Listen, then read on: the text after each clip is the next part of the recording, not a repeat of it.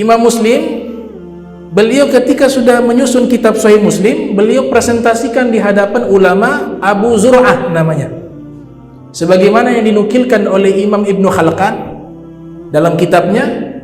Imam Muslim mengatakan aradtu kitabi ala Abi Zur'ah, saya presentasikan kitab Sahih saya di hadapan Abi Zur'ah.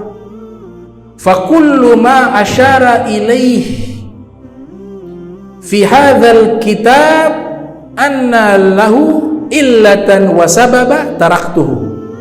Ketika diperiksa oleh Abu Zur'ah memberikan isyarat, oh ini ada yang penyakit nih hadis. Ini makna penyakit hadis, bukan isi hadisnya dari Nabi yang penyakit, bukan. Maknanya ada periwayat yang menyimpang. Tidak mungkin hadis Nabi itu ada penyakit. Kadang-kadang disalahpahami, oh ini hadis ada penyakitnya, ada illat. Bukan dari Nabi Muhammad yang dibahas oleh para ulama hadis. Nabi Muhammad punya hadis semuanya benar, tidak ada penyakit. Tapi yang dimaksud ada periwayat-periwayat yang mereka memalsukan, mudallis. Ada yang hafalannya salah. Nah ini yang namanya penyakit, atau dia berlawanan, isinya berlawanan dengan hadis yang lain, itu benar penyakit. Kata Imam Muslim, seluruh pendapat dari Abu Zur'ah ketika mengatakan ini ada penyakit, ini ada kesalahan daripada riwayat hadis tersebut, taraktuhu, saya tinggalkan itu. Wa kullu ma qala innahu sahih laisa lahu illah fahuwa alladhi akhrajtu. Namun jika dikatakan oh ini sahih semua, ini hadis sahih, maka hadis itulah yang saya riwayatkan, kata Imam Muslim. Kemudian Imam Muslim mengatakan walau anna ahlal hadith yaktubuna al haditha mi'atai sanatin famadaruhum ala hadzal musnad. Seandainya ada orang-orang setelahku, mereka ahli hadis, mereka menulis hadis Nabi Muhammad SAW selama 200 tahun, maka referensi mereka akan kembali kepada kitabku ini, kata beliau. Saking beliau menyeleksi hadis-hadis sahih yang berasal dari Nabi Muhammad SAW, beliau katakan pasti kembali kepada kitabku. Sehingga ada khilaf di kalangan para ulama. Ada khilaf di kalangan para ulama. Sebagian mengatakan Sahih Muslim lebih sahih dari Sahih Bukhari. Ada pendapat. Sebagian lainnya mengatakan Sahihul Bukhari lebih sahih dari Sahih Muslim. Dan jumhur memang mengatakan Sahihul Bukhari lebih baik, lebih sahih. Setelah itu Sahih Muslim. Nah, ulama yang mengatakan Sahih Muslim lebih sahih itu ada seorang ulama di Naisabur namanya Abu Ali An-Naisaburi, mengatakan ma tahtas samai kitabun asah min kitabi Muslim fi ilmi al-hadis. Tidak ada satu kitab yang lebih sahih di bawah kolom langit ini melebihi kitabnya Imam Muslim di dalam ilmu hadis. Nah, Abu Ali An-Naisabur salah satu ulama yang lebih mensahihkan, lebih menguatkan kitab Sahih Muslim dibanding kitab Sahihul Bukhari. Namun mayoritas mengatakan Sahih Bukhari, sebagaimana pernyataan Imam Nawawi dalam kitab Tahdzibul Asma' wal Lughat mengatakan ajma'atil ummah, kesepakatan para ulama bahwa hadis Sahih Bukhari itu hadis yang paling sahih. Itu pernyataan Al-Imam An-Nawawi dalam kitabnya Tahdzibul Asma'i wal Lughat. Dan metodenya berbeda. Imam Bukhari, hadis yang beliau dapat di sini yang membedakan kenapa Sahih Bukhari itu jauh lebih unggul daripada Sahih Muslim, bukan karena periwayatannya, tapi cara mengambil hadisnya. Itu yang dilihat oleh para ulama.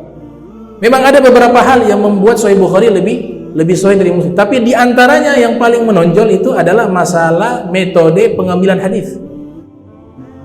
Kalau Imam Bukhari, hadis yang beliau dapat harus langsung ketemu sama orang yang meriwayatkan, bertatap muka, talaki.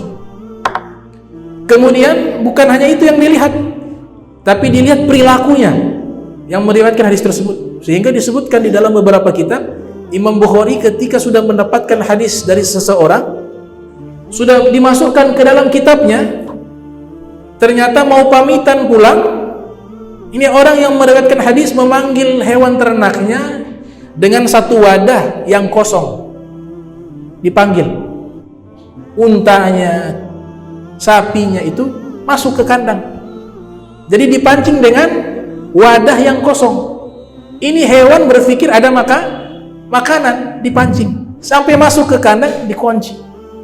Imam Bukhari melihat peristiwa tersebut. Imam Bukhari bertanya, ini maksudnya apa tadi? Kata periwayat hadis ini, tadi saya hanya pancing itu mereka itu hewan-hewan agar masuk ke kandang dengan memancing, memberikan makanan. Tapi tidak ada makanan, tidak ada, saya hanya memancing. Oh, ini bohong. Saya tidak menerima hadis dari orang yang berbohong walaupun kepada hewan. Dihapus itu hadis, dicoret.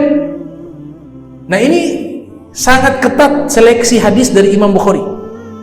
Bukan berarti Imam Muslim tidak ketat, tidak ketat juga. Tapi salah satu yang membuat Sahih Bukhari itu lebih unggul, ini metode pengambilan hadisnya. Yang kedua, Imam Bukhari itu lihat perilaku. Tadi periwayatnya berbohong, sama hewan sekalipun dicoret, tidak dimasukkan dalam kitabnya. Pernah juga makan berdiri, sudah dapat itu hadis, orangnya soleh, ahli ibadah, kemudian hafalannya kuat, punya sanad ilmu yang luar biasa. Imam Bukhari pergi pamit mau pulang, lewat, kebetulan yang meriwayatkan sedang makan atau minum berdiri di pinggir jalan.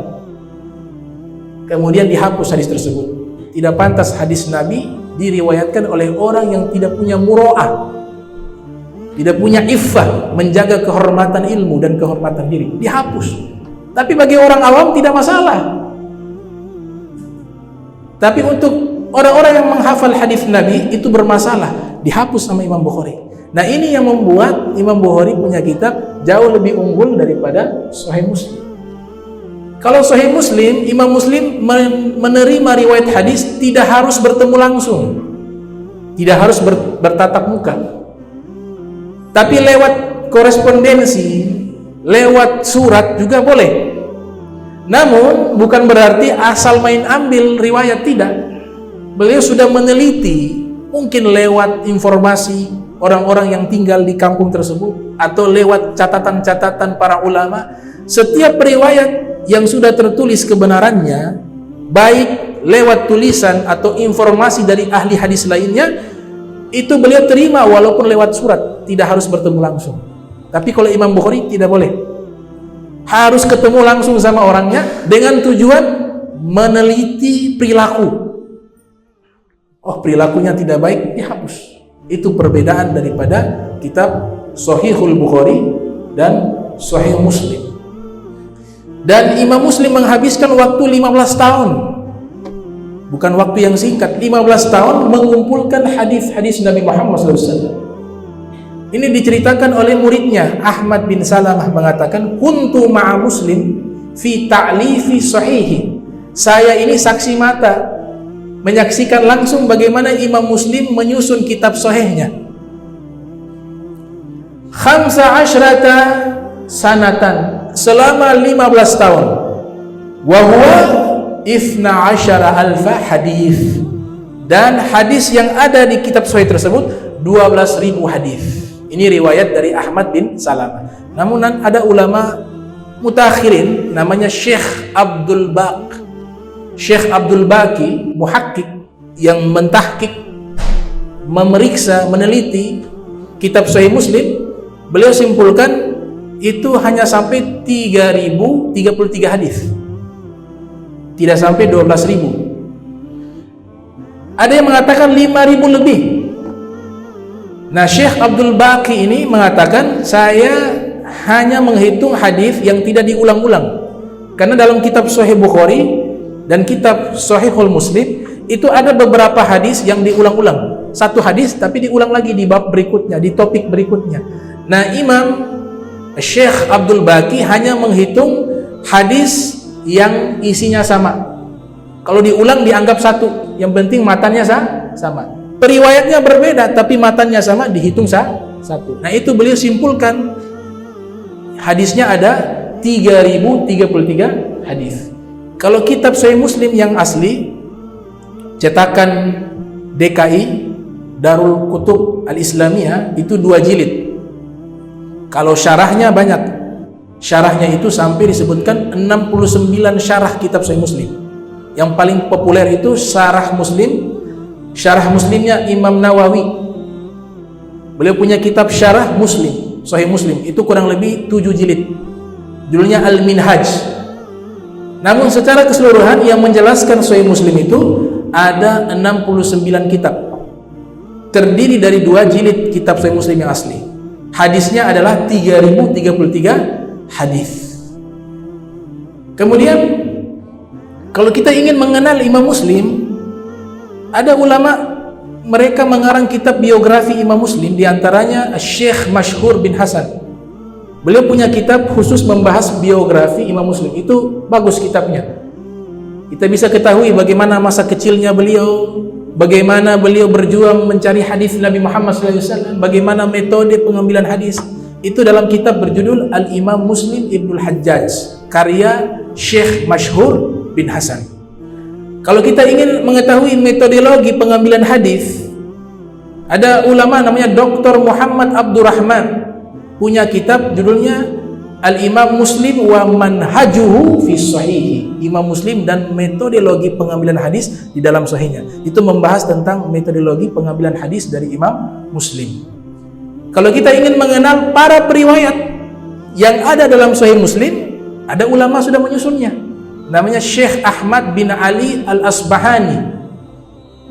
Judul kitabnya adalah Rijalul Hadis Sahih Muslim. Rijalu Sahih Muslim nama kitabnya. Para periwayat di dalam Sahih Muslim.